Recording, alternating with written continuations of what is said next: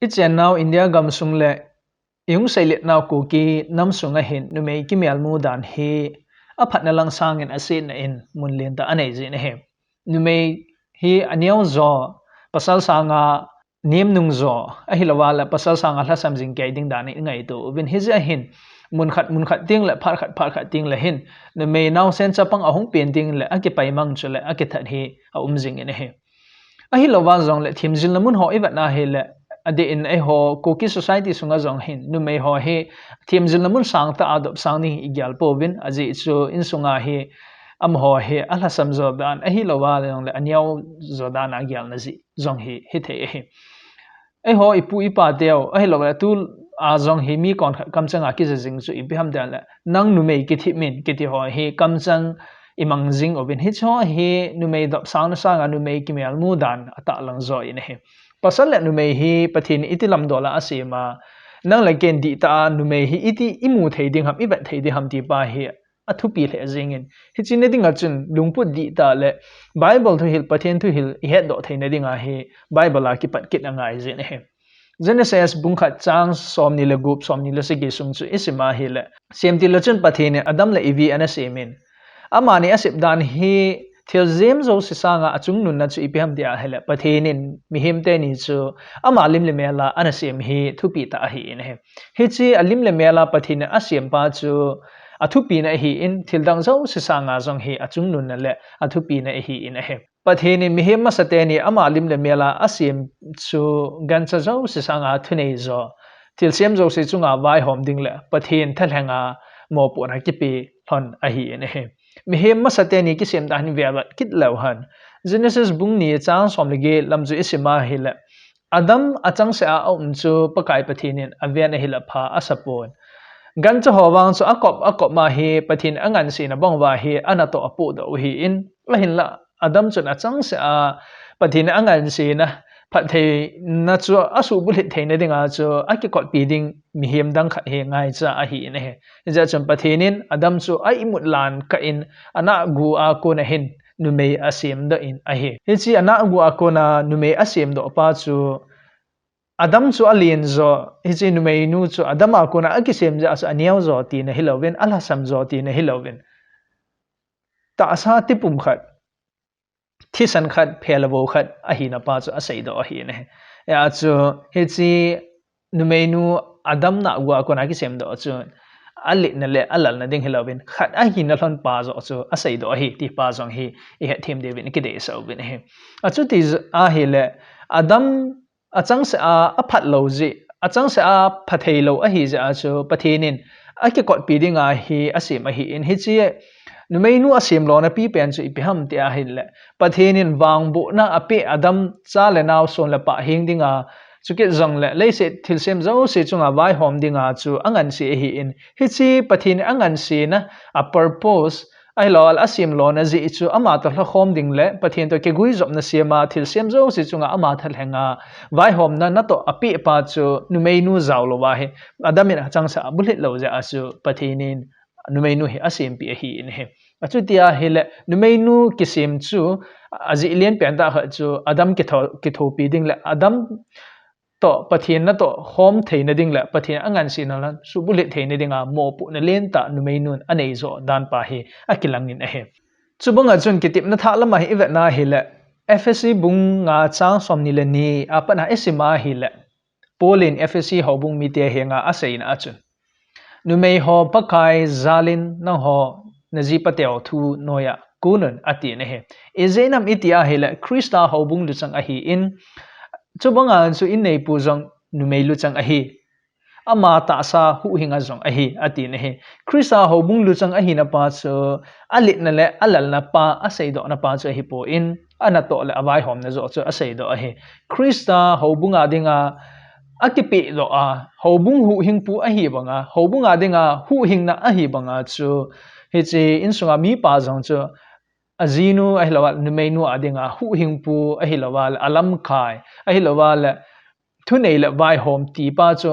aselama thunei la vai hom na chu hilowin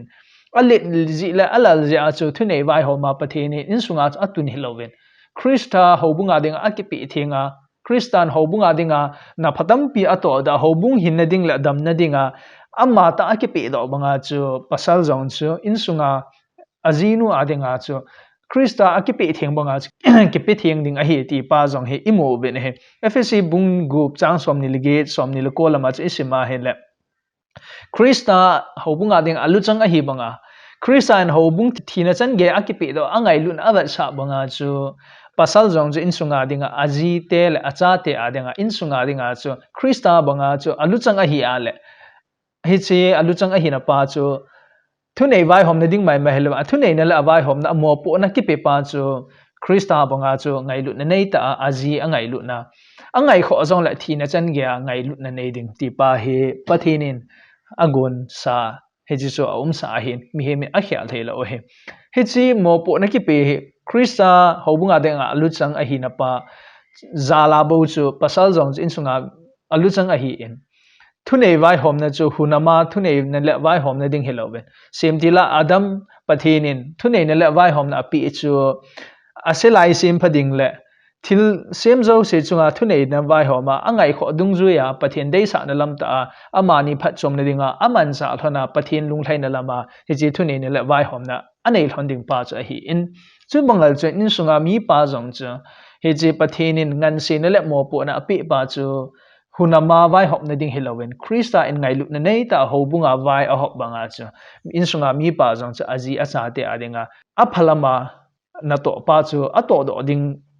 ti pa he pathin thu hil a hi in hi chi na to do na le a hilawala hi na pa chu ale ji le alal ji hilowen in sung a chi to thein ni nga chu in sunga mi nu mo po na uma in sunga cha te mo po na uma in sunga mi pa mo po na hi in sunga chu mi nu chun mi pa din mun a hin tu a mi pa chun in sunga mi nu din mun a hin tu a cha ten in sung mi pa bonga vai hop ting la he chu pathin thil gon hi lo za chu in sunga chu cham ne le vai ke vai hop na chu che to thei ji lo a hi in ja chu hi chi mo po na pa chu ik he them ta ting wa le in sunga chu a hi na ding bo ta pathin in atun do sa in sung chu pathin dei lam ta a ke vai hom na hung uma khanin amo po na cha ke na mi pan amo po na chu hunama vai hop na hilowa Christian angai lut banga akipi lun akipi thing ta atinga chuki zong le numei chun in sunga mi pa pakai zala ama thunoya akun theita atinga cha ten chu banga chu mi pa mi nu chu zana nei ta amo po na dungzu ya chu a bol tinga hela in sung chu in sung ki vai hop na chu hung chi to theiji a hi ne ja chu hi chi in sunga mi pa lu chang a hi na pa chu alit na ding alal na ding numei sanga alit na pha chu hilowen amo po na numei sanga achung nun na zo chu sei do a hi ne numei lit na le na ki chu na chu hi po in mo po na chom chom hi na khat nei pathin thil sem khat pathin en amalim le mela khana e sem naw to kilhona chu ke vai hop na chom chom mo po na chom chom zo hi ai pe o hi bo ve ti pa hi sei do anom u vin hem ja chu pasal te ho hin abong khat ting la hen nu me hi ai thuno ya kun jing ke ding aji chom ho hi aniaw zo hi je tia gyal na pa ha om jin hi chu hi lo he anem nung zo om po in a hen la mo po na hi alien aniaw om in hem asimo po na chu alien pa chu thupi de sa na hi de kit po in aniaw pa chun mo po na niaw cha zong chu abul het lo ting le he chi mo po na len ta chu achanga phazo lo he achang sa phathei lo he chi banga chi mo po na chu alien han la aniaw he zong le a hi na ding bang ta he ipo do te ting u la chun khat la khat ki din te na alien ding la alal ki chu na ding chu lo ding he ja chu nu mai han lang pasal he le pathinin ai sem naw amalim le mela ai ki sem no naw chu zan nei ta khala khat hi ki pi to ta tingwa hele he chu pathin lungde sem ti la pathinin angon banga chu khala khat zawlo khat phathei lo minu mi pa zawlo cha te phathei lo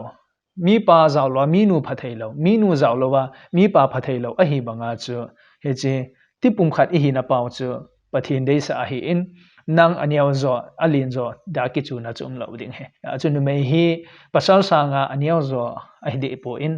he nge tha ha sam na chu nei zong le mo po na chu chom zong le he chi chun niaw na le na a sei do chom po in pakai mit mo hai khat ti pum khat na sa pe phel bo khat hi bo ben hin la imo po na chu chom chi hi ti pa zo i sei do no mo ben he